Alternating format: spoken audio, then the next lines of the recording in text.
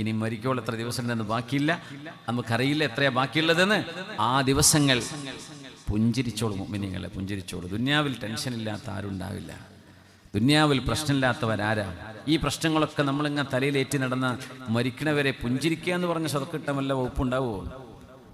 നമുക്കൊക്കെ പ്രശ്നങ്ങളുണ്ട്. എനിക്ക് എൻ്റെതായ 100 കണക്കിന് പ്രശ്നങ്ങളുണ്ട്, നിങ്ങൾക്കൊക്കെ പ്രശ്നങ്ങളുണ്ടായിരിക്കും എന്ന് വിചാരിച്ചിട്ട് നമ്മൾ ടെൻഷൻ നാട്ടുകാരോട് ഇങ്ങനെ കാണിച്ചു കൊടുത്തിട്ട് മുഖം കറുപ്പിച്ച് നടന്നിട്ട് വല്ല കാര്യമുണ്ടോ? ആ കാണുന്ന ആളെ കാണുമ്പോൾ തന്നെ മറ്റുള്ളവർക്ക് ഡിപ്രഷനായി. ഒരാൾ സങ്കടപ്പെട്ടിരിക്കുന്നത് കണ്ടാൽ ദുഃഖിതനായി മുഖം കറുപ്പിച്ചിരിക്കുന്നത് കാണുന്നവർക്ക് ഡിപ്രഷൻ അടിക്കുന്നതാണ്.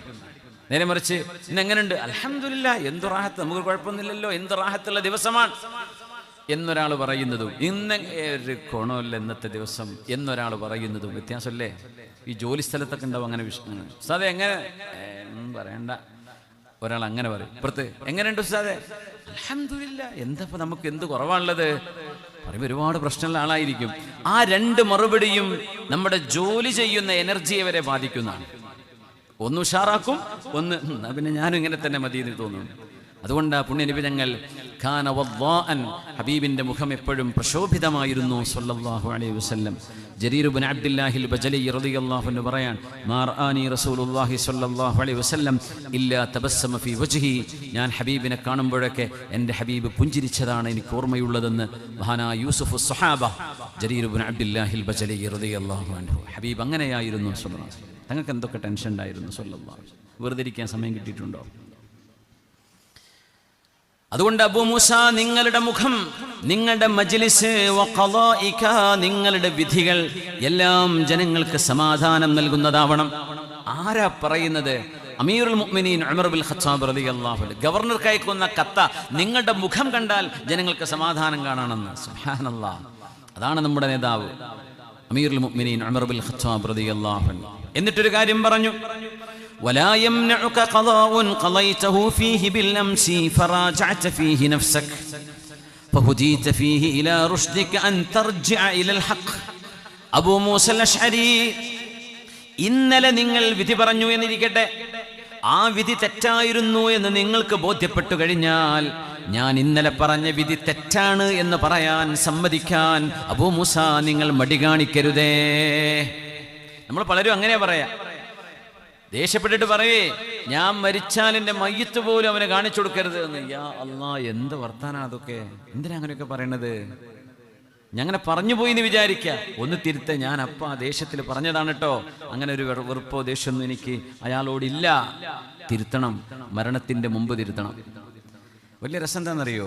മയ്യത്ത് കൊണ്ടുവച്ചാൽ മെഹ്റാബിൻ്റെ മുമ്പിൽ ജനാസക്ക് കൊണ്ടുവന്ന് നിർത്തിയാൽ ഓരോരുത്തരിങ്ങനെ പറയും, പഠിച്ചവനെ നല്ല മനുഷ്യനായിരുന്നു കേട്ടോ, നല്ലൊരു മനുഷ്യനാപ്പി മരിച്ചെടുക്കണത്.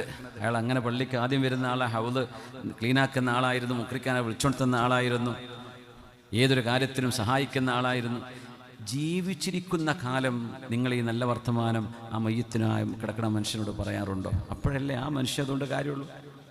ജീവിച്ചിരിക്കുന്ന കാലത്ത് ഇതൊന്നും പറയില്ല. മരിച്ചു കഴിഞ്ഞാൽ പിന്നെ കോള എഴുതും, പിന്നെ സ്മരണിക, പിന്നെ അനുസ്മരണം.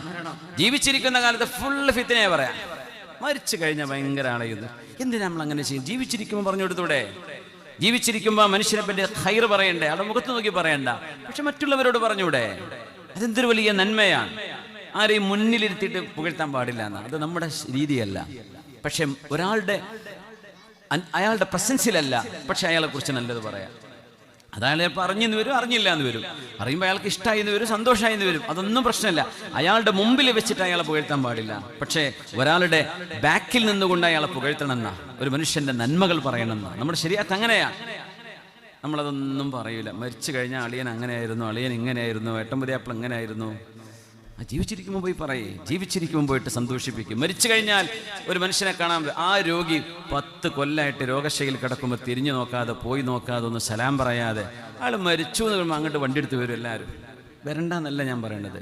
ആ മനുഷ്യൻ ജീവിച്ചിരിക്കുമ്പോൾ ആളുടെ മുഖം കണ്ടാൽ അറിയുന്നൊരു സമയത്ത് ഇതിൽ എത്ര പേര് പോയി നോക്കിയിട്ടുണ്ടാവും. നമ്മൾ ആലോചിച്ച് നോക്കൂ. നമുക്ക് പുറത്തിറങ്ങാൻ പറ്റാണ്ട്, നമുക്കൊന്ന് ഇറങ്ങി നടക്കാനാവാതെ ഒരു രോഗശൈലിയിൽ കിടക്കുമ്പോൾ തൻ്റെ കൂട്ടുകാരും, കൂടെ പഠിച്ചവരും, കൂടെ കളിച്ചവരും, കൂടെ ജോലി ചെയ്തവരും, കൂടെ നടന്നവരും ഒക്കെ ഒന്ന് വന്ന് കാണുമ്പോൾ ആ രോഗി കിട്ടുന്ന വലിയൊരു സന്തോഷമല്ലേ? രോഗിയെ സന്ദർശിക്കൽ എത്ര വലിയ കൂലിയാണ്. അപ്പോൾ തിരിഞ്ഞു നോക്കൂല. ഒരു വല്യമ്മ മരിച്ചെന്ന് പറയുമ്പോൾ അവിടെ ഓടിയെത്തും, അല്ലേ? ജീവിച്ചിരിക്കുമ്പോൾ ചെല്ലില്ല, മരിച്ചിട്ടും ചെല്ലണം, പക്ഷെ ജീവിച്ചിരിക്കുമ്പോഴും ചെല്ലണം. ഒരു മനുഷ്യന് സന്തോഷം കൊടുക്കുക എന്ന് പറഞ്ഞാൽ ഇതിലും വലിയ ഇബാദത്ത് വേറെ ഇല്ല എന്ന് പോലും ഹദീസിൽ വന്നിട്ടുണ്ട്. അത്ര വലുതാണ്. സുറൂറുൻ തുദ്ഖിലുഹു അലാ ഖൽബിൽ മുഅ്മിൻ, ഒരാൾക്ക് സന്തോഷം നൽകുന്നത് അത്രമേൽ അല്ലാഹുവിന് ഇഷ്ടമാണ്. ഉമർ തങ്ങൾ പറയാൻ, അബൂ മൂസ, നിങ്ങൾ ഇന്നലെ പറഞ്ഞ വിധി, നിങ്ങളുടെ വിധിന്യായം ശരിയല്ലായിരുന്നു എന്ന് നിങ്ങൾക്ക് ബോധ്യപ്പെട്ടു കഴിഞ്ഞാൽ അത് തിരുത്താൻ മടിയുണ്ടാവരുതേ. പച്ചയിൽ എണീറ്റ് പറയണം, ഞാൻ പറഞ്ഞത് ശരിയല്ലായിരുന്നു. എന്താ കുഴപ്പം? ഒരു കുഴപ്പമില്ല, അങ്ങനെ പറയണം. فإن الحق قديم لا ينقضه شيء. അല്ലാത്ത വാക്കാണ്. These words have to be written by a golden pen, golden ink. فإن الحق قديم, because the truth is ancient. സത്യം അതിപുരാതനമാണ്. لا ينقضه شيء, nothing can nullify it. സത്യത്തെ മൂടിവെക്കാൻ ഒന്നിനും കഴിയൂല. സത്യം സത്യമാണ്. അത് ഇന്ന് നേരത്തെ പറഞ്ഞാൽ അത്രയും നല്ലത്. സത്യം മറച്ചു വെക്കരുത്. സത്യം ഏറ്റവും പഴയതാണ്. സത്യം അതിപുരാതനമാണ്. സത്യം എന്നെന്നും പഴക്കമുള്ളതാണ്. സത്യമാണ് എന്നും നിലനിൽക്കുന്നത്. ഇന്ന റുജൂഅ ലിൽ ഹഖ് ഇലൽ ഹഖ് ഖൈറുൻ മിനത് തമാദി ഫിൽ ബാത്തിൽ. ശരിക്കും മനസ്സിലാക്കേണ്ട വാക്കുകളാണിത്. ഉമർ തങ്ങളുടെ വാക്കാണ്. നബി തങ്ങൾ പറയാറില്ലേ, എൻ്റെ ഖുലഫാ ഉർ റാഷിദീങ്ങൾ പറയുന്നത് കേൾക്കണേന്ന്. ഞാൻ മരിച്ചാൽ, ഞാൻ വഫാത്തായാൽ എൻ്റെ ചര്യയും എൻ്റെ ഖുലഫാ ഉർ റാഷിദുകൾ പറഞ്ഞത് നിങ്ങൾ അനുസരിക്കണമെന്ന്. ആ ഖുലഫാ ഉർ റാഷിദിൽപ്പെട്ട മഹാനാ ഉമർ ബിൻ ഖത്താബ് തങ്ങൾ. നമുക്കറിയാലോ, മഹാനുള്ള പറയാണ്, വഇന്ന റുജൂഅ ഇലൽ ഹഖ് ഖൈറുൻ മിനത് തമാദി ഫിൽ ബാത്തിൽ. സത്യത്തിലേക്ക് തിരിച്ചു വരലാണ് നല്ലത്, തൻ്റെ മോശപ്പെട്ട നിലപാടുകളിൽ അള്ളിപ്പിടിച്ചു കൂടുന്നതിനേക്കാൾ, അത് ന്യായീകരിച്ചു കൊണ്ടിരിക്കുന്നതിനേക്കാളും നല്ലത് സത്യത്തിലേക്ക് തിരിച്ചു വരലാണ്. അല്ലേ? നമുക്കൊക്കെ തെറ്റുപറ്റും. മനുഷ്യർക്ക് തെറ്റുപറ്റും. മുഅ്മിനീങ്ങളെ കുറിച്ച് പറഞ്ഞെന്താ? മുഅ്മിനീങ്ങൾ യുദ്ധം ചെയ്താൽ, അപ്പൊ മുഅ്മിനീങ്ങൾ എന്ന് പറയുന്ന കാറ്റഗറിയിൽപ്പെട്ട ആളുകൾ യുദ്ധം ചെയ്യുക എന്ന് പറയുന്ന വലിയൊരു തെറ്റുപോലും അവരെന്ന് സംഭവിക്കാം. അതുകൊണ്ടൊന്നും അവർ ഈമാനിന് പുറത്തു പോകണില്ല. അവർ മുദ്നിബീങ്ങളാണ്. തെറ്റ് സംഭവിച്ചു എന്നേ വരൂ. ഇൻഷാ ഗഫർ വ ഇൻഷാ അഅദബ്. അല്ലാഹുവിന് വേണമെങ്കിൽ ശിക്ഷിക്കാം, അല്ലെങ്കിൽ അല്ലാഹുവിനെ പുറത്തു കൊടുക്കാം. പക്ഷേ ഈ മുഅ്മിനീങ്ങളാണ്. ഈമാനിന്ന് പുറത്തു പോകുന്നുണ്ടോ? ഒരാൾ ആത്മഹത്യ ചെയ്തെന്ന് വിചാരിക്കുക. ഹദീസ് കേൾക്കുമ്പോൾ നമ്മൾ മുമ്പ് ചർച്ച ചെയ്ത വിഷയമാണ്, അതിലേക്ക് കടക്കുന്നില്ല. ഹദീസ് ഇങ്ങനെ ശരിക്കും മലയാളത്തിലെ പരിഭാഷ ഇങ്ങനെ വായിച്ചാൽ ആൾ നേരെ നരകത്തിലേക്ക് പോകുന്നു തോന്നും. അതുകൊണ്ടാണ് ഫത്വ പറയല് ആലിമീങ്ങൾക്ക് വിട്ടുകൊടുക്കണം എന്ന് പറയാൻ. നമ്മൾ ഫത്വ കൊടുക്കാൻ നിൽക്കണ്ട. ആ ഹദീസിന്റെ സാരം വലിയൊരു നരകം പോലെയുള്ളൊരു ശിക്ഷ കിട്ടാൻ മാത്രം അള്ളാഹ് പുറത്തു കൊടുത്തില്ലെങ്കിൽ ഗുരുതരമായ തെറ്റാണ് ആ മനുഷ്യൻ ചെയ്തത്. അത്രേ ഉള്ളൂ. എന്നല്ലാതെ ആത്മഹത്യ ചെയ്തെന്ന് വിചാരിച്ചിട്ട് ഇസ്ലാം എന്ന് പുറത്തുപോയി മുഅ്മിനീങ്ങളുടെ ഖബർസ്ഥാനിൽ മറവ് ചെയ്യാൻ പാടില്ല, അങ്ങനെയൊന്നും അതിനർത്ഥമല്ല. ആൾക്ക് മയ്യിത്ത് നിസ്കരിക്കണം, ആൾക്ക് വേണ്ടി പുറത്തു കൊടുക്കണം, അയാൾക്ക് വേണ്ടി ജാരിയായ സ്വതക്ക ചെയ്യാം, മഗ്ഫിറത്തിനെ ചോദിക്കാം, ഒക്കെ ചെയ്യാം. എന്തേ? ഈമാൻ ഉണ്ടായിരുന്നോ? ചെയ്ത് തെറ്റാണ്, പക്ഷെ ഈമാൻ പുറത്തു പോവോ? ഈമാൻ പുറത്തു പോവില്ല. അങ്ങനെ പുറത്തു പോകുമെന്ന് പറയുന്ന ബിദ്അഈ പ്രസ്ഥാനക്കാർ ഇസ്ലാമിൻ്റെ ആദ്യകാലങ്ങളിൽ ഉണ്ടായിരുന്നു. ആലിമീങ്ങൾ അതിനൊക്കെ എതിരെ ക്രോസ് ചെയ്യാൻ വേണ്ടി പറയുന്ന ദലീലുകളാണ് ഈ പറയുന്നതൊക്കെ. തെറ്റ് ചെയ്ത് തെറ്റാണ്, പക്ഷെ ഈമാൻ നഷ്ടപ്പെടുന്നില്ല. ഈമാൻ, മുഅ്മിനീങ്ങളുടെ ഈമാൻ അവരുടെ ഖൽബിലുള്ള വിശ്വാസമാണ്. ചെയ്ത് തെറ്റായിരിക്കാം, മുഅ്മിനീങ്ങൾക്ക് തെറ്റ് പറ്റാം, പക്ഷെ തൗബ ചെയ്യണം. സത്യത്തിലേക്ക് തിരിച്ചു വരണം, സത്യത്തിലേക്ക് തിരിച്ചു വരണം. والمسلمون عدول بعضهم على بعض إلا مجلودا في حد أو ضنينا في ولاء أو قرابة. മഹാനായ അമീറുൽ മുഅ്മിനീൻ ഉമർ ബിൻ ഖത്താബ് റളിയല്ലാഹു അൻഹു പറയുകയാണ്, വൽ മുസ്ലിമൂന ഉജൂലുൻ ബഅ്ദുഹും അലാ ബഅദ്. മുഅ്മിനീങ്ങൾ പരസ്പരം സാക്ഷി പറയാൻ മാത്രം സത്യസന്ധതയുള്ളവരാണ്. എല്ലാ മുസ്ലിമും എല്ലാ മുഅ്മിനും അങ്ങനെയാണ്. ഇല്ലാ മജ്ലൂദൻ ഫീ ഹദ്ദിൻ, ഇസ്ലാമിന്റെ ഒരു ശിക്ഷ നടപ്പാക്കപ്പെട്ട ഒരാളൊഴികെ, അല്ലെങ്കിൽ അധികാരത്തിന്റെ പേരിൽ തെറ്റിദ്ധരിക്കപ്പെട്ട ഒരു മനുഷ്യനൊഴികെ, അല്ലാത്ത എല്ലാ മുഅ്മിനീങ്ങളും പരസ്പരം സത്യസന്ധരാണ്, സാക്ഷി പറയാൻ പറ്റുന്നവരാണ്. വസ്സുൽഹു ജായിസുൻ ബൈനൽ മുസ്ലിമീൻ, മുസ്ലിമീങ്ങൾക്കിടയിൽ മസ്ലഹത്ത് ഉണ്ടാക്കണം, അടി ഉണ്ടാക്കരുത്. അത് ഇബ്ലീസിന്റെ പണിയാണ്. നമ്മളും കൂടെ ചെയ്യേണ്ട കാര്യമുണ്ടോ? നമ്മുടെ എഴുത്തിലൂടെയോ നമ്മുടെ വാക്കിലൂടെയോ ഒരു ഫിത്തിനൻ, ഒരു വെറുതെ ദേഷ്യം ഉണ്ടാക്കുന്ന വർത്താനം പറയുക, അങ്ങോട്ടും ഇങ്ങോട്ടും അടുപ്പിക്കുന്ന വർത്താനം പറയുക, ഇത് ശൈത്താനാണ്. മനുഷ്യരൂപത്തിലുള്ള ശൈത്താനുകളാണ്. ആ ഷെയ്ത്താനുകൾക്ക് പല അക്കൗണ്ടൊക്കെ ഉണ്ടാവും, ഫേസ്ബുക്ക് അക്കൗണ്ടും ഇൻസ്റ്റാഗ്രാം അക്കൗണ്ടൊക്കെ ഉണ്ടാവും. അത് ഷെയ്ത്താന്റെ പണിയാണ്, നമ്മളിത് ചെയ്യരുത്. പിശാച്ചാണ് തമ്മിലടിപ്പിക്കുന്നത്. മുഅ്മിനീങ്ങൾ മസ്ലഹത്ത് ചെയ്യണം. ഇതൊക്കെ അള്ളാഹ് പറഞ്ഞിരിക്കുക. നമ്മൾ ഏതോ വഴിക്ക് പോവുക, ഹദീസും ഖുർആനും വേറെ വഴിക്കാണ് പോകുന്നത്. അങ്ങനെ ആവാൻ പാടില്ലല്ലോ. അല്ലാഹുമ്മ റുദ്ദനാ വൽ മുസ്ലിമീന ഇലാ ദീനിക റദ്ദൻ ജമീല. നമ്മൾ എവിടേക്കോ ചില അന്ധത ബാധിച്ച് ഈ ഹദീസൊന്നും ഓർമ്മല്ലാണ്ട് എവിടേക്കോ ഓടി നടക്കുകയാണ്. അങ്ങനെ ആവരുത്. വസ്സുൽഹു ബൈനൽ മുസ്ലിമീന ജായിസുൻ ഇല്ലാ സുൽഹൻ അഹല്ല ഹറാമൻ ഔ ഹറമ ഹലാല. ഒരു ഹലാല ഹറാമാക്കുകയോ ഒരു ഹറാമിനെ ഹലാലാക്കുകയോ ചെയ്യുന്ന തീരുമാനങ്ങൾ ഉണ്ടാകരുത്. അല്ലാത്ത എല്ലാ സുൽഹും നല്ലതാണ്, അതാണ് വേണ്ടത് എന്ന് മഹാനായ ഉമർ ഇബ്നുൽ ഖത്താബ് റളിയല്ലാഹു അൻഹു. ഒരുപാട് സംഭവങ്ങൾ ഈ സമൂഹത്തിൽ കഴിഞ്ഞു പോയിട്ടുണ്ട്, നമ്മുടെ മുൻ സലഫ് സ്വാലിഹീങ്ങളിൽ. അതിൻ്റെയൊക്കെ ന്യായം എന്താണെന്ന് വെച്ചാൽ, തിന്മ ചെയ്ത ഒരാളും രക്ഷപ്പെടരുത്, നിരപരാധിയായ ഒരാളും ശിക്ഷിക്കപ്പെടുകയും അരുത്. മഹാനായ അലി ഇബ്നു അബീ ത്വാലിബ് റളിയല്ലാഹു അൻഹുവിന്റെ കാലത്ത് നടന്ന ഒരു രസകരമായൊരു സംഭവമുണ്ട്. അലി ഇബ്നു അബീ ത്വാലിബ് തങ്ങൾ അന്നത്തെ ഖലീഫയാണ്. അലി റളിയല്ലാഹു അൻഹു ഖലീഫയായി നിൽക്കുമ്പോൾ ഒരു ഡെഡ് ബോഡി കാണപ്പെട്ടു. ഒരു മനുഷ്യൻ കഴുത്തറുക്കപ്പെട്ട് മരിച്ചു കിടക്കുകയാണ്. പോലീസുകാരിങ്ങനെ കൊലയാളി ആരാണെന്നറിയാതെ ഇൻവെസ്റ്റിഗേഷന് വേണ്ടി വന്നപ്പോ ഒരു മനുഷ്യനുണ്ട് തൊട്ടപ്പുറത്ത് ഇരിക്കുന്നു, മൂത്രമൊഴിക്കുന്നു. അയാളുടെ കയ്യിൽ ഒരു കത്തിയുണ്ട്, അയാളുടെ കൈകളിൽ ചോരയുമുണ്ട്. പോലീസുകാർ പൊക്കോലോ, തെളിവും സാഹചര്യങ്ങളൊക്കെ. ഇപ്പുറത്തൊരാൾ കഴുത്തിറക്കപ്പെട്ട് കിടക്കും ചെയ്യും, ഒരു കാട്ടുപന്തയിൽ കിടക്കുകയാണ്. അയാൾ ചോരയെ കുളിച്ച് കിടക്കണം, മരിച്ചിട്ടുണ്ട്. ഇവിടെ ഒരാൾ കയ്യിൽ കത്തിയുണ്ട്, കൈകളിൽ ചോരപ്പാടുണ്ട്. അയാളവിടെ ഒരു പൊന്തക്കാടിനുള്ളിൽ മൂത്രമൊഴിക്കാൻ വേണ്ടി ഇരിക്കുന്നതാ കാണുന്നത്. പോലീസുകാർ ചോദിച്ചു, നീയാണോ ഇയാളെ കൊന്നത് എന്ന് ചോദിച്ചു. അതെ അതെ അതെ ഞാൻ തന്നെയാണ്. നവാന്ന് പറഞ്ഞു പിടിച്ചോണ്ടേ അലി റളിയല്ലാഹു അൻഹുവിന്റെ മുമ്പിലേക്ക് വന്നു. അലി റളിയല്ലാഹു അൻഹു വലിയ ബുദ്ധികൂർമ്മതയുള്ള സ്വഹാബിയാണ്. മിൻ അദ്ഖൽ അദ്ഖിയ, വലിയ ബുദ്ധി. He was the most brilliant intelligent person. മഹാനവറുകൾ നോക്കിയിട്ട് പറഞ്ഞു, ഇവനല്ലല്ലോ ഇയാളെ കൊന്നത് എന്ന് പറഞ്ഞു. അലി തങ്ങൾ പറഞ്ഞു, ഇവനല്ലല്ലോ കൊന്നത്, പിന്നെ എങ്ങനെ ഇവനാണെന്ന് പറയാം? അലി തങ്ങൾ പറഞ്ഞു, ബഗ്ദാദിലെ കൂഫയിലെ മഹാനവറുകളുടെ ഖിലാഫത്തിന്റെ കാലമാണ്. കൂഫയിലെ അങ്ങാടിയിലുള്ള മുഴുവൻ ആളുകളെയും ഹാജരാക്കാൻ വേണ്ടി പറഞ്ഞു. ഒരൊറ്റ കുഞ്ഞിനെ വിടാതെ ആ ടൗണിലുള്ള മുഴുവൻ ആളുകളെയും അലി റളിയല്ലാഹു അൻഹു വിളിച്ചു കൊണ്ടുവരാൻ വേണ്ടി പറഞ്ഞു പോലീസുകാരോട്. എല്ലാവരും കൊണ്ടുവന്നു. അതിൽ ഒരാള് സ്പീഡിൽ നടക്കുന്നത് കണ്ടു അലി റളിയല്ലാഹു അൻഹു. നോക്കണേ, അവരുടെ ബുദ്ധി നോക്കണം. അപ്പൊ അലിയാർ തങ്ങൾ പറഞ്ഞു, എല്ലാവരോടും ഒരു സ്റ്റെപ്പ് കാണിച്ചു കൊടുത്തു. ഇപ്പൊ നമുക്ക് ഇങ്ങോട്ട് വേദിയിലേക്ക് കയറാൻ ഇവിടെ കുറച്ച് താഴേക്ക് സ്റ്റെപ്പ് ഉണ്ടല്ലേ, അതുപോലെ ഒരു സ്റ്റെപ്പ് കാണിച്ചു കൊടുത്ത് എല്ലാവരോടും കയറാൻ വേണ്ടി പറഞ്ഞു.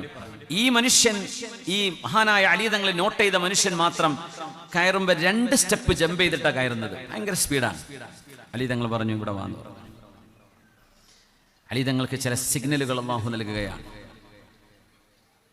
സത്യം പറയുന്നു, നീയല്ലേ ആ മനുഷ്യനെ കൊന്നത് എന്ന് ചോദിച്ചു. അതെ, ഞാനാണ്. ഇവിടുന്ന് പിടിച്ചെന്നറിയോ? സ്റ്റെപ്പ് ചാടി പോകുമ്പോഴാണ്. ഒരു സ്റ്റെപ്പ് ഇട്ടെങ്കിൽ ഓരോ സ്റ്റെപ്പിലും ചവിട്ടി പോകേണ്ടതിന് പകരം 2 സ്റ്റെപ്പ് ചാടിക്കടന്ന്, 2 സ്റ്റെപ്പ് ചാടിക്കടക്കൽ ഹറാമാണെന്നൊന്നും അല്ലട്ടോ ഇതിനർത്ഥം. അവിടെ ഒരു ദലീൽ അലി റളിയല്ലാഹു അൻഹുവിന് അല്ലാഹു തോന്നിപ്പിച്ചു കൊടുത്ത ഒരു ഫിറാസത്താണത്. അയാളുടെ നടത്തത്തിലെ സ്പീഡും കൈക്കിടപ്പവും കണ്ടപ്പോൾ ഇയാൾ ക്ഷമ കുറഞ്ഞ ആളാണ്, അസ്വസ്ഥതയുള്ള ആളാണ്, പെട്ടെന്ന് ദേഷ്യം പിടിക്കുന്ന ആളാണ്. ഇങ്ങനെ ബിഹേവിയറൽ സയൻസ് എന്ന് പറഞ്ഞ സംഭവമുണ്ട്. ഒരു മനുഷ്യന്റെ കൈയെഴുത്ത് കണ്ടാൽ അയാളുടെ സ്വഭാവം മനസ്സിലാവുന്ന. ഭംഗിയുള്ള എഴുത്താണെങ്കിൽ നല്ല സ്വഭാവം, അങ്ങനെയൊന്നും അർത്ഥമല്ല. മോശപ്പെട്ട എഴുത്താണെങ്കിൽ നല്ല സ്വഭാവക്കാരനാണെന്ന് അർത്ഥം വരും. അത് ആ കൈയെഴുത്തിനെ നോക്കിയിട്ടൊരു ഒരു ഫിറാസത്തുണ്ട് എന്നതുപോലെ ബിഹേവിയറൽ സയൻസ്. ചില ആളുകളുടെ നടത്തവും ഇരുത്തവും പെരുമാറ്റവും കണ്ടാൽ പെട്ടെന്ന് ക്ലിക്കാവും, ആ മനുഷ്യനിൽ എന്തോ പ്രശ്നമുണ്ട് എന്ന്. അലി റളിയല്ലാഹു അൻഹു ചോദിച്ചു, നീയല്ലയോ ഇയാളെ കൊന്നത്? എന്തിനാ നീ ഇയാളെ കൊന്നത്? ഞാനും അയാളും തമ്മിൽ ഒരു പ്രശ്നം ഉണ്ടായിരുന്നു, ഞാൻ അതിന് പ്രതികാരം ചെയ്തതാ. അപ്പൊ മറ്റേ ആളെ വിളിച്ചോണ്ട്, ഇവിടെ കൈയോടെ ഒരാളെ പിടിച്ചോണ്ടിട്ടുണ്ട്, കയ്യിൽ കത്തിയും കൈകളിൽ ചോരപ്പാടുള്ള മനുഷ്യൻ. ചോദിച്ചു, അലി തങ്ങൾ, അലിയാർ തങ്ങളുടെ ദക്കാ നോക്കണം, ബുദ്ധിശക്തി നോക്കണം. അലിയാർ തങ്ങൾ ചോദിച്ചു, ഈ മനുഷ്യ, നിങ്ങളാണോ ശരിക്കും ഇയാളെ കൊന്നത്? അല്ല അലിയാർ തങ്ങളെ, ഞാനല്ല, ഞാനൊരു അറവുകാരനാ, ഞാനൊരു കശാപ്പുകാരനാണ്. ഞാനൊരു കന്നിനെ അറുത്തിട്ട് അതിനെ തോല് പൊളിച്ചുകൊണ്ടിരിക്കുമ്പോൾ എൻ്റെ കയ്യിൽ കത്തിയുണ്ട്, കയ്യിൽ ചോരപ്പാടുണ്ട്. ഞാൻ മൂത്രമൊഴിക്കാൻ വേണ്ടി മുട്ടിയിട്ട് ഓടിച്ചെന്ന് പൊന്തക്കാടിൽ മൂത്രമൊഴിക്കുമ്പോഴാണ് പോലീസുകാർ എന്നെ പിടിച്ച് പൊക്കണത്. എൻ്റെ കയ്യിൽ കത്തിയുണ്ട്, ഇയാൾ ഇവിടെ മരിച്ചു കിടക്കും ചെയ്യുക. പിന്നെ ഞാനവിടെ അല്ല എന്ന് പറഞ്ഞിട്ട് കാര്യമില്ലല്ലോ, തെളിവ് എനിക്കെതിരല്ലേ, അവരെന്നെ പിടിക്കുന്നു ഉറപ്പാ. അങ്ങനെ ഞാനങ്ങനെ സമ്മതിച്ചു കൊടുത്തതാന്ന് പറഞ്ഞു. സുബ്ഹാനല്ലാഹ്. കാരണം എങ്ങനെ ഞാനല്ല എന്ന് പറഞ്ഞാൽ മിനിമം അടിയെങ്കിലും കിട്ടും. പിന്നെ ഞാനാണെന്നങ്ങ് പറഞ്ഞു കൊടുത്തു. എന്തായാലും എൻ്റെ കയ്യിൽ കത്തിയാണ്, ഞാൻ അപ്പുറത്തൊരു ആടിനറുത്ത് വരികയായിരുന്നു. പക്ഷേ ഞാൻ അങ്ങനെ മൂത്രയ്ക്കാൻ വേണ്ടി ഇരിക്കുമ്പോഴാണ് ഈ പോലീസുകാർ എന്നോട് വന്ന് ഈ ചോദ്യം ചോദിക്കുന്നത്. പിന്നെ ഞാനവിടെ സാഹചര്യ തെളിവുകളെ എനിക്ക് മറച്ചു വെക്കാൻ കഴിയില്ലല്ലോ. അപ്പോൾ അലി തങ്ങൾ അപ്പോഴേ മനസ്സിലാക്കി, അലിയാർ തങ്ങളുടെ ബുദ്ധി അതാണ്. മഹാനവറുകൾ പറഞ്ഞു, ഇയാളല്ല കൊലപാതകി. ആ മനുഷ്യന്റെ കയ്യിലുള്ള ചോരപ്പാട് ഒരു മൃഗത്തിന്റെ ചോരയാണ്, മനുഷ്യന്റെ ചോരയല്ല. ആണ്. എന്തിനെന്നറിയോ? ഒരു നിരപരാധിയായ മനുഷ്യൻ പോലും ശിക്ഷിക്കപ്പെടരുത്. ആ കൊലയാളി അലി റളിയല്ലാഹു അൻഹു ഖിസാസിന് വിധിക്കുകയുണ്ടായി. ഈ പിടിക്കപ്പെട്ട ആളെ വെറുതെ വിടുകയും ചെയ്തു. ആണ്. എന്തിനെന്നറിയോ? അല്ലാഹുവിന്റെ പ്രപഞ്ചത്തിൽ വഅഖീമുൽ വസ്ന ബിൽ ഖിസ്ത് വലാ തുഖ്സിറുൽ മീസാൻ, അധികാരം കൈകളിലുള്ള ആളുകൾ, കോർട്ടുകളിൽ ജോലി ചെയ്യുന്ന ആളുകൾ, നിയമ സംവിധാനങ്ങളിൽ പ്രവർത്തിച്ചു കൊണ്ടിരിക്കുന്ന ആളുകൾ, ഗവൺമെന്റ് സംവിധാനങ്ങളിൽ പ്രവർത്തിച്ചു കൊണ്ടിരിക്കുന്ന ആളുകൾ, നിങ്ങൾ നീതിയുടെ കൂടെ നിൽക്കണമേ. നീതി നഷ്ടപ്പെടുകയാണെങ്കിൽ അള്ളാഹുവിന്റെ അർശ് പോലും വിറക്കുമെന്നാണ്. ഒരു നിരപരാധിയായ മനുഷ്യൻ ഇവിടെ ശിക്ഷിക്കപ്പെടരുത്. എന്നാൽ അപരാധികൾ ശിക്ഷിക്കപ്പെടുക തന്നെ വേണം. റസൂലുള്ളാഹി സ്വല്ലല്ലാഹു അലൈഹി വസല്ലം തങ്ങൾ പറഞ്ഞു, നിങ്ങളുടെ മുൻഗാമികൾ നശിക്കാൻ കാരണം അവരിലെ പാവപ്പെട്ടവർ തെറ്റ് ചെയ്താൽ അവരെ ശിക്ഷിക്കുകയും അവരിലെ പ്രമാണിമാർ തെറ്റുകൾ ചെയ്താൽ അവരെ വെറുതെ വിടുകയും ചെയ്യുമായിരുന്നു. അത് എൻ്റെ ഉമ്മത്തിൽ നടക്കില്ല. വലഹു അന്ന ഫാത്തിമ ബിൻത മുഹമ്മദിൻ സറഖത് ലഖത് യദുഹാ, എൻ്റെ കരളിൻ്റെ കഷ്ണമായ എൻ്റെ മകൾ ഫാത്തിമയാണ് മോഷ്ടിച്ചതെങ്കിൽ എൻ്റെ ഫാത്തിമയുടെ കൈയും മുറിക്കപ്പെടും എന്ന് പറഞ്ഞ റസൂലാണ് നമ്മുടെ നേതാവ് മുഹമ്മദ് മുസ്തഫ സ്വല്ലല്ലാഹു അലൈഹി വസല്ലം. മഖ്സൂമിയായ ഒരു പെണ്ണ് മോഷണം ചെയ്തിട്ട് ആ പെണ്ണിന്റെ കൈകൾക്ക് ശിക്ഷ നടപ്പാക്കപ്പെടുമെന്ന് ഉറപ്പായപ്പോൾ അള്ളാഹുവിന്റെ റസൂലിനോട് ശുപാർശ ചെയ്യാൻ അവിടെ ആളുകൾ വന്നു. ശുപാർശ ചെയ്യാൻ നോക്കുമ്പോൾ ആരുടെ സ്വാധീനം കൊണ്ട് നബി തങ്ങളെ സ്വാധീനിക്കാൻ കഴിയുമെന്ന് ആലോചിച്ചപ്പോൾ ചില ആളുകൾ വിചാരിച്ചു, ഹിബ്ബു റസൂലില്ലാഹി വബ്നു ഹിബ്ബി റസൂലില്ലാഹ്, അല്ലാഹുവിന്റെ റസൂലിന്റെ ഇഷ്ടപ്പെട്ട സ്വഹാബിയും ആ ഇഷ്ടപ്പെട്ട സ്വഹാബിയുടെ ഇഷ്ടപ്പെട്ട മകനുമായ ഉസാമത്ത് ബിൻ സയ്യിദ് ബിൻ ഹാരിസ റളിയല്ലാഹു അൻഹുമാ, മഹാനായ ഉസാമ റളിയല്ലാഹു അൻഹുവിനെ പിടിച്ചാൽ ഉസാമ തങ്ങൾ നബി തങ്ങളോട് പറഞ്ഞാൽ അല്ലാഹുവിന്റെ ഹബീബ് കേൾക്കുമെന്ന് അവർക്ക് തോന്നി. ഉസാമ റളിയല്ലാഹു അൻഹു പറഞ്ഞു, യാ റസൂലല്ലാഹ്, നബിയേ, മഖ്സൂമികളല്ലേ, തറവാടുള്ള സൽപേരുള്ള കുടുംബമല്ലേ, ആ കുടുംബത്തിലെ ഒരു പെണ്ണ് ഒരു ആഭരണം മോഷ്ടിച്ചതാ, അവളുടെ കൈ മുറിക്കപ്പെടുകയാണെങ്കിൽ ആ കുടുംബത്തിന് അപമാനമുണ്ടാകും നബിയെ, അതുകൊണ്ടൊന്ന് മാപ്പ് കൊടുത്തുകൂടെ, ഒന്ന് ഒഴിവാക്കി കൊടുത്തുകൂടെ എന്ന് ചോദിച്ചപ്പോഴാണ് അല്ലാഹുവിന്റെ ഒരു നിയമം നടപ്പാക്കാൻ അവസരമുണ്ടാകുമ്പോ ആ നിയമം നടപ്പാക്കരുത് എന്നോട് ശുപാർശ ചെയ്യാൻ വന്നതാണോ ഉസാമ? അതാണോ ഉസാമ നിങ്ങൾ ആഗ്രഹിക്കുന്നത്? ഫവല്ലാഹ്, നിങ്ങൾക്കൊന്ന് കേൾക്കണോ, അല്ലാഹുവിനെ തന്നെയാണ് സത്യം. ലൗ അന്ന ഫാത്തിമ ബിൻത മുഹമ്മദിൻ സറഖത്, മുഹമ്മദ് നബി തങ്ങളുടെ മകൾ സാക്ഷാൽ ഫാത്തിമ റളിയല്ലാഹു അൻഹയാണ് മോഷ്ടിച്ചതെങ്കിൽ അവരുടെ കൈ പോലും മുറിക്കപ്പെടുക തന്നെ ചെയ്യും ഉസാമ. അതുകൊണ്ട് മഖ്സൂമിയായി പെണ്ണിന്റെ വിഷയത്തിൽ ശുപാർശയുമായി വരരുത്, റെക്കമെൻഡേഷനുമായി വരരുത്. ഞാനത് ചെയ്യില്ല. നിങ്ങളുടെ മുൻഗാമികൾ നശിച്ചു പോകാൻ കാരണം അതായിരുന്നു. നിയമ സംവിധാനങ്ങളിൽ നിന്ന് പാവപ്പെട്ടവർക്ക് നീതി ലഭിക്കാതെ പോവുകയാണെങ്കിൽ ഒരു സമൂഹത്തിന് തകർച്ച വരുമെന്ന് മഹാനായ നമ്മുടെ നേതാവ് മുഹമ്മദ് റസൂലുള്ളാഹ് സ്വല്ലല്ലാഹു അലൈഹി വസല്ലം, മഹാനായ ഉമർ ഇബ്നുൽ ഖത്താബ് റളിയല്ലാഹു അൻഹുവിന്റെ മുമ്പിൽ വളരെ വിചിത്രമായ ഒരു കേസ് വന്നു. ഉമർ തങ്ങൾ ഖലീഫയായിരിക്കുമ്പോൾ ഒരു പെണ്ണാണ് ആ കേസ് കൊടുത്തത്. കേസ് ഇങ്ങനെയാണ്: എൻ്റെ ഭർത്താവ് ശാരീരിക ബന്ധത്തിൽ ഏർപ്പെടാൻ കഴിയാത്ത ഒരാളാണ്, അതുകൊണ്ട് എനിക്ക് തൊലാക്ക് വേണം. ഒരു പെണ്ണിനങ്ങനെ തൊലാക്ക് ആവശ്യപ്പെടാനുള്ള കാരണങ്ങളിൽ ഫിഖ്ഹ്, കർമ്മശാസ്ത്ര നിയമത്തിൽ അംഗീകരിക്കപ്പെട്ട ഒരു മസലയാണത്. ഒരു പെണ്ണ് പറയും, എൻ്റെ ഭർത്താവിന് അങ്ങനെ ഒരു ഒരു സ്കിൽ അല്ലെങ്കിൽ ഒരു കഴിവില്ല, എനിക്ക് വിവാഹമോചനം വേണം, വേറെ കല്യാണം കഴിക്കണം, ഇയാളുടെ കൂടെ ജീവിക്കാൻ എന്നെക്കൊണ്ട് കഴിയില്ല, ഞാൻ ഹറാമിലേക്ക് പോയി പോകും, എൻ്റെ ഭർത്താവ് ദുർബലനാണ്, അദ്ദേഹത്തിന് ആ ഒരു ശേഷിയില്ലാത്തവനാണ് എന്ന് പറയാം. ഇഅ്തിറാദ് എന്നതിന് അറബിയിൽ പറയാം. പെണ്ണ് കേസുമായി വന്നു ഉമർ തങ്ങളുടെ കോടതിയിലേക്ക്. ഇതിനിപ്പോൾ വാക്കുകളെ കൊണ്ട് കേൾക്കുക എന്നല്ലാണ്ട് വേറെ അഡീഷണൽ തെളിവെടുപ്പൊക്കെ പറ്റില്ലല്ലോ. പുതിയാപ്പിളിനെ വിളിച്ചു, നിനക്ക് കുഴപ്പമുണ്ടോ എന്ന് ചോദിച്ചു. ഒന്നും എനിക്കൊരു കുഴപ്പമില്ല എന്ന് പറഞ്ഞു. അല്ലാഹ്, പ്രശ്നം വീണ്ടും സങ്കീർണമായി. ഉമർ തങ്ങൾ പറഞ്ഞു, നീ നിന്റെ ഭാര്യയുടെ അരികത്ത് അവരുമായി ശാരീരിക ബന്ധത്തിൽ ഏർപ്പെട്ട് കഴിഞ്ഞ് നിനക്ക് സ്ഖലനം സംഭവിച്ചു കഴിഞ്ഞാൽ നിന്റെയോ അവളുടെയോ വസ്ത്രത്തിൽ അതിൻ്റെ ഒരു അടയാളവുമായി നീ എൻ്റെ അടുത്ത് വാന്ന് പറഞ്ഞു. അങ്ങനെ അയാൾ അതും കൊണ്ടുവന്നു. ഉമർ തങ്ങൾ അലിയാരെ വിളിച്ചു, അലിയാരെ ഇച്ചിരി വെള്ളം തിളപ്പിക്കണേ എന്ന് പറഞ്ഞു. വെള്ളം തിളപ്പിക്കാൻ വേണ്ടി പറഞ്ഞു. ആ വെള്ളം തിളപ്പിച്ച് കൊണ്ടുവന്നിട്ട് ഇയാൾ കൊണ്ടുവന്ന വസ്ത്രത്തിലേക്ക് ഒഴിക്കാൻ വേണ്ടി പറഞ്ഞു. ഒഴിച്ചു നോക്കുമ്പോൾ അതൊരു ഓംലെറ്റായി മാറി. അപ്പോൾ മനസ്സിലായി കോഴിമുട്ടൻ്റെ കുഞ്ചി എടുത്തിട്ടായി വന്നത്. അങ്ങനെ ഫഹകമലഹ ത്വലാഖ്, ആ പെണ്ണിന് ത്വലാഖിൻ്റെ അവകാശമുണ്ട് എന്ന് പറഞ്ഞ് ആ പെണ്ണിനെ ത്വലാഖ് അനുവദിച്ചു കൊടുത്തിട്ടുണ്ട് മഹാനായ ഉമർ ഇബ്നുൽ ഖത്താബ് റളിയല്ലാഹു അൻഹു.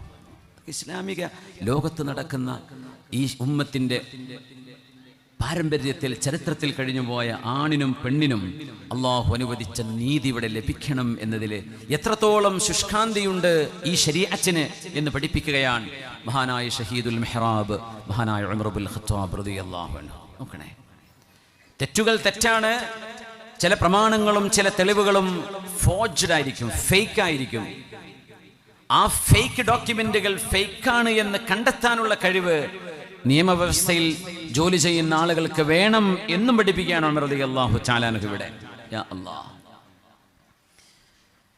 ഹാറൂൻ റഷീദ് അതുകൊണ്ടാണ് തന്റെ ഭരണകാലത്ത് ഏറ്റവും വലിയ ഫഖീഹായിരുന്ന അദീമും മിൻ ഉലമാഇൽ ഉമ്മ, ഈ ഉമ്മത്ത് കണ്ട പ്രഗൽഭനായ ആലിം, അൽ ഇമാമുൽ അഅ്ലം എന്ന് മുത്ലഖൻ പറയപ്പെടുന്ന ഇമാമാണ് മഹാനായ അബൂ ഹനീഫത്ത് നുഅ്മാൻ റളിയല്ലാഹു അൻഹു റഹ്മത്തുള്ളാഹി അലൈഹി, ഹനഫി മദ്ഹബിന്റെ ഇമാം. ഏറ്റവും വലിയ അൽ ഇമാമുൽ അഅ്ലം, the greatest leader in Islamic jurisprudence, ഇസ്ലാമിന്റെ ഫിഖഹിലെ ഏറ്റവും വലിയ ഇമാം എന്ന് പറഞ്ഞാൽ, പേര് പറയാതെ പറഞ്ഞാൽ അത് മഹാനായ അബൂ ഹനീഫ തങ്ങളാണ്. അത്ര വലിയ പണ്ഡിതൻ. ഹാറൂൻ റഷീദ് അന്നത്തെ ഖലീഫയാണ്. ഹാറൂൻ റഷീദ് തങ്ങൾ പറഞ്ഞു, അബൂ ഹനീഫ തങ്ങളെ നിങ്ങളായിരിക്കണം നമ്മുടെ സുപ്രീം കോർട്ട് ജഡ്ജ്. അദ്ദേഹം പറഞ്ഞു, ഞാൻ നിൽക്കില്ല എന്ന് പറഞ്ഞു. നിന്നില്ലെങ്കിൽ അടി കിട്ടുമെന്ന് പറഞ്ഞു. അടിച്ചോളൂ എന്ന് പറഞ്ഞു. ഫജലദഹു, മഹാനായ അബൂ ഹനീഫ ഇമാമിനെ അടി കിട്ടി, ശിക്ഷ ലഭിച്ചു. എന്തിനെന്നറിയോ? വലിയൊരു സുപ്രീം കോർട്ട് ജഡ്ജാവാനുള്ള ഓഫർ നിരസിച്ചതിന്റെ പേര്. എന്താ കാരണം എന്നറിയോ? ഈ ഭരണാധികാരികളുടെ മുമ്പിൽ ജഡ്ജായി നിന്നാൽ അവർക്കനുകൂലമായി പലതും വിധിക്കേണ്ടി വരും. അത് അള്ളാഹിന്റെ കോടതിയിൽ ഞാൻ പിടിക്കപ്പെടും, അതുകൊണ്ട് ഞാൻ നിൽക്കൂല. സുബ്ഹാനല്ലാഹ്. അപ്പൊ ഹാറൂൻ റഷീദ് പറഞ്ഞു, വല്ലാഹ്, അള്ളാഹുൽ സത്യം ചെയ്തു.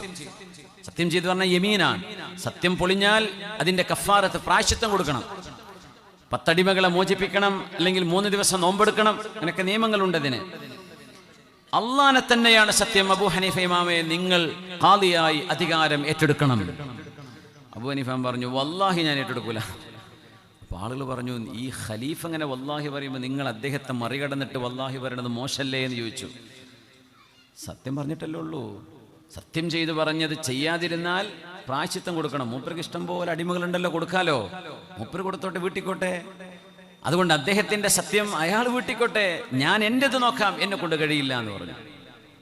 അങ്ങനെ മഹാനവറുകൾ ഒഴിഞ്ഞു മാറിയപ്പോൾ മഹാനായ ഖാദി അബൂ യൂസുഫ് റഹിമഹുല്ലാ എന്ന മഹാനായ അബൂ ഹനീഫ തങ്ങളുടെ പ്രിയപ്പെട്ട ശിഷ്യൻ, ആ ശിഷ്യനെ ഹാറൂൻ റഷീദ് ഖാദിയായി നിയമിച്ചു. എന്തിനെന്നറിയോ?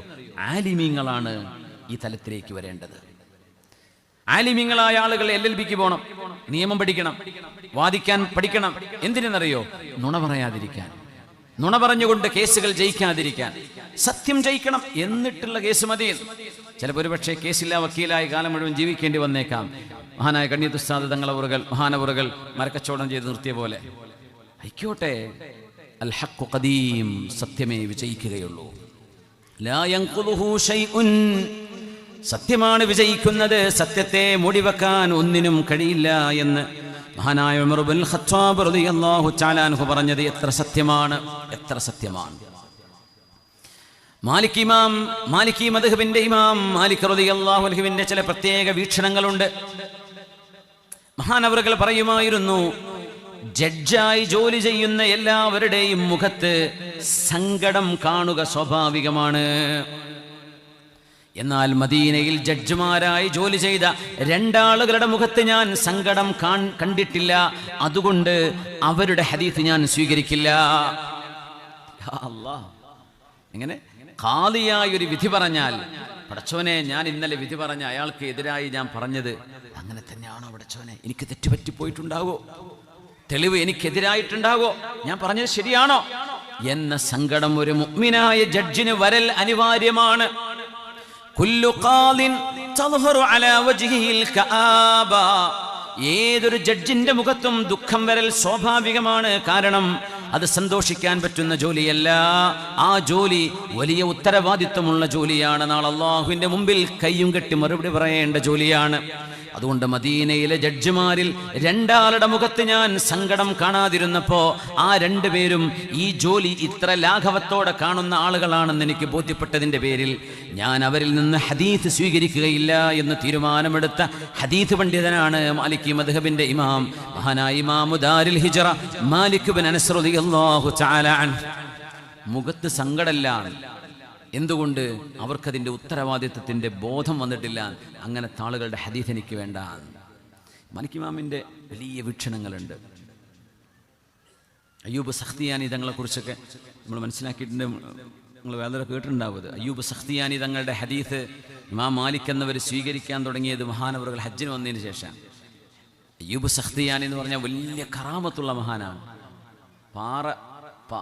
മക്കയിലേക്ക് എത്തുമ്പോഴേ കൂടെ വന്ന ആളുകളോട് സഖ്തിയാൻ നാട്ടുകാരോട് പറയാൻ, കറാമത്ത് എന്ന് കേട്ടിട്ടുണ്ടോ എന്ന് ചോദിച്ചു. ചിലർ പറഞ്ഞു ഉണ്ട്, ചിലർ പറഞ്ഞു ഇല്ല. നാം നോക്കിക്കോളൂ എന്ന് പറഞ്ഞു. മക്കയോടടുത്ത് നിൽക്കുമ്പോൾ ഒരു പാറയിൽ വിരൽ വെച്ചിട്ട് പറഞ്ഞു, ഈ പാറയിൽ നിന്ന് ഞാൻ വെള്ളം കാണിച്ചു തരാം, പക്ഷെ ഞാൻ മരിക്കണവരെ ഈ കണ്ട കാര്യം ആരോടും പറയാൻ പാടില്ല. അങ്ങനെ മഹാനവറുകൾ ബിസ്മില്ലാഹിർ റഹ്മാനിർ റഹീം എന്ന് പറഞ്ഞ് പാറയിൽ വിരൽ വെച്ചമർത്തി. മഹാനായ താബിഈങ്ങളുടെ കാലത്ത് കഴിഞ്ഞുപോയ പ്രഗത്ഭൻ കൈയെടുത്തപ്പോൾ അവിടുന്ന് വെള്ളം അണപൊട്ടി ഒഴുകി. ആ വെള്ളം കൂടെയുള്ള ആളുകളൊക്കെ കുടിച്ചു. എല്ലാവരുടെ ആവശ്യം കഴിഞ്ഞപ്പോൾ അവിടെ കൈവച്ചു വീണ്ടും അതേപോലെ ബിസ്മി ചൊല്ലി ആ വെള്ളം അവിടെ നിന്നു. അങ്ങനത്തെ ഇൻസ്റ്റന്റ് അല്ലാഹുവിൻ്റെ കറാമത്ത് കാണിച്ച വലിയ അയ്യൂബ് സഖ്തിയാനി തങ്ങൾ. എന്നിട്ടും ഇമാം മാലിക് എന്നവർ മഹാനവറുടെ ഹദീസിൻ്റെ റിവായത്തുകൾ സ്വീകരിച്ചിരുന്നില്ല എന്നാണ്. എന്തേ കാരണം എന്നറിയോ? ഖൽബിൻ്റെ ഉള്ളിൽ അല്ലാഹുവിൻ്റെ റസൂലിനോട് മഹബ്ബത്തുണ്ടോ എന്ന് ബോധ്യപ്പെടാത്തതിൻ്റെ പേരിൽ. സുബ്ഹാനല്ലാഹ്. ഫലമ്മാ ഹജ്ജ ഹജ്ജതഹു, മഹാനായ അയ്യൂബ് സഖ്തിയാനി തങ്ങൾ ഹജ്ജിന് വന്നപ്പോൾ മാലിക് ഇമാം എന്ന മക്കയിലുണ്ട്. മാലിക് ഇമാം പറയാ, ഈ മഹാന്റെ ഹദീസുകൾ എനിക്ക് വേണം, പക്ഷേ ഈ ആളതിന് ക്വാളിഫൈഡ് ആണോ അല്ലേ എന്ന് എനിക്കറിയില്ലല്ലോ. അതുകൊണ്ട് ഞാൻ കുൻതു അർമുഖുഹു, ഞാൻ അദ്ദേഹത്തെ ശരിക്കും നിരീക്ഷിക്കുകയായിരുന്നു മക്കയിലെ. ഹജ്ജ് കഴിഞ്ഞിട്ട് നിസ്കാരത്തിൻ്റെ അടിയിലൊക്കെ അയ്യൂബ് സഖ്തിയാനിയെ ദൂരെ നിന്ന് ഇമാം മാലിക് എന്നവരിങ്ങനെ വീക്ഷിക്കാൻ തുടങ്ങി. ഈ കറാമത്തുള്ള മഹാനായിട്ട് പോലും ഹദീസ് മുഅത്തയിലെ റിവായത്തുകളിൽ അയ്യൂബ് സഖ്തിയാനി തങ്ങളുടെ ഏതാനും കുറച്ച് റിവായത്തുകളേ ഉള്ളൂ. അത് സ്വീകരിക്കാൻ ഇമാം മാലിക് എന്നവർ കണ്ട ന്യായം നോക്കണം. അതാണ് അത്ഭുതം. മഹാനവറുകൾ പറയാണ്, ഞാൻ അയ്യൂബ് സഖ്തിയാനിയെ ശരിക്കിങ്ങനെ വീക്ഷിക്കുമ്പോൾ കുല്ലമാ ദുഖിറ റസൂലുള്ളാഹി സ്വല്ലല്ലാഹു അലൈഹി വസല്ലമ അജ്ഹശ ബിൽ ബുകാ, അല്ലാഹുവിൻ്റെ റസൂലിൻ്റെ പേര് മുഹമ്മദ് റസൂലുള്ളാഹ് എന്ന് മക്കായുടെ പള്ളിയിൽ പറയപ്പെടുമ്പോൾ, മക്കയിലെ പള്ളിയിൽ നടക്കുന്ന ദർസുകളിൽ ഹബീബായ നബി തങ്ങളുടെ ഹദീസ് പറയപ്പെടുമ്പോൾ, ഹബീബിൻ്റെ പേര് പറയപ്പെടുമ്പോൾ ഈ മഹാൻ പൊട്ടി പൊട്ടി തേങ്ങി തേങ്ങി കരയുന്നത് ഞാൻ കണ്ടു. അവിടെ മുതലാണ് കതബതു അൻഹു, അത് ഞാൻ കണ്ട് ബോധ്യപ്പെട്ടതിന് ശേഷമാണ് അയ്യൂബ് സഖ്തിയാനിയുടെ ഹദീസ് ഞാൻ സ്വീകരിക്കാൻ തുടങ്ങിയത് എന്ന് പറഞ്ഞതും ഇതേ മഹാൻ തന്നെ. മുഖത്ത് സങ്കടം കാണാത്തതിൻ്റെ പേരിൽ 2 ജഡ്ജിമാരുടെ ഹദീസുകൾ ഞാൻ സ്വീകരിക്കില്ല എന്ന് പറഞ്ഞ അതേ മഹാൻ അയ്യൂബ് സഖ്തിയാനി എന്ന അല്ലാഹുവിൻ്റെ വലിയ പുണ്യ നബി തങ്ങളുടെ പേര് കേട്ടിട്ട് പൊട്ടിക്കരയുന്നത് കണ്ടപ്പോൾ ഫകതബതു അൻഹു, അവിടെ മുതൽ ഞാൻ മഹാന്റെ ഹദീസ് സ്വീകരിക്കാൻ തുടങ്ങി. ഇതൊക്കെ മദ്ഹബിൻ്റെ ഇമാമിങ്ങളാണ്, അവരുടെ ഇജ്തിഹാദുകളാണ് ഇതൊക്കെ. യാ അല്ലാഹ്, അത്രയും പരിശുദ്ധമാണ് നമ്മുടെ ഹദീസുകൾ എന്ന് മനസ്സിലാക്കണം. ഈ ഹദീസുകൾ ഇങ്ങനെ വെറുതെ കേട്ടത് മുഴുവൻ എടുത്താൽ ആര് പറഞ്ഞു എന്നത് വലിയൊരു വിഷയമാണ്. എന്ത് പറഞ്ഞു എന്നതല്ല, പറയുന്ന ആളിൻ്റെ വ്യക്തിത്വം. ഇതാണ് ശരീഅത്തുൽ ഇസ്ലാമിൻ്റെ വലിയൊരു മനോഹാരിത. ഹദീസ് ദഈഫാകുന്നതും ഹദീസ് സ്വഹീഹാവുന്നതും ഒക്കെ വലിയൊരളവോളം അത് പറയുന്ന ആളിൻ്റെ വ്യക്തിത്വത്തിനനുസരിച്ചാണ്. അതുകൊണ്ട് കആബത്ത് ഫലം യകുൻ മാലികുൻ യർവി അൻ ദൈനിക റജുലൈൻ, മുഖത്ത് സങ്കടം കാണാതിരുന്ന ആ രണ്ട് ആളുകളുടെ ഹദീസുകൾ ഇമാം മാലിക് എന്നവർ സ്വീകരിക്കാറില്ലായിരുന്നു എന്ന് മഹാനായ ഇമാം മാലിക് തങ്ങളെ സംബന്ധിച്ച് പറഞ്ഞിട്ടുണ്ട്. മഹാനായ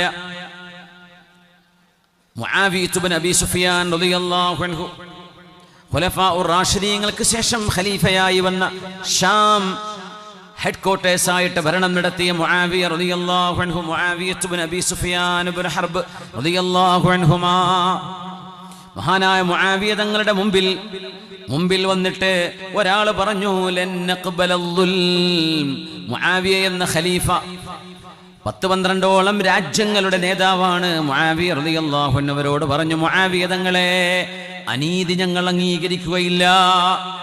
ഭരണാധികാരിയോട് നേരിട്ട് വന്ന് പറയാൻ, നിങ്ങൾ എന്ത് വിധിച്ചാലും അനീതിയാണോ ഞങ്ങൾ സമ്മതിക്കുകയില്ല.